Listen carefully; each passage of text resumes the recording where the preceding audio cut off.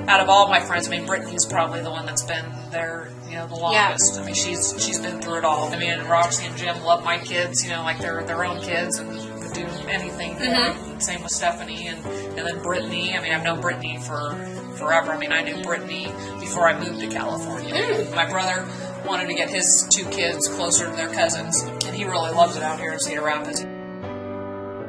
But yeah, so, the neighborhood, was great. And that's, why we came back to this same neighborhood, I mean, I was trying to look for a single-story house, but there was nothing. I'm like, at the end of the day, my most important requirement is being right in my neighborhood. Yeah. Because there's something to be said, A, for having good neighbors, right, but then B, just for having, neighbors that know the situation, that I know will be there, anytime that I need something. Right. Because I remember when we bought this house, Natalie said, oh my gosh, we're so happy you guys are moving there because Hunter really misses Kyle and he's one of his best friends and we're so happy.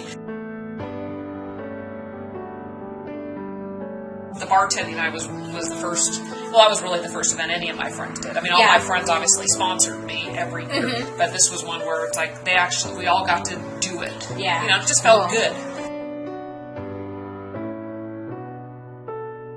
And, and Chip Kelly was awesome. He, got the whole team together, talked about it.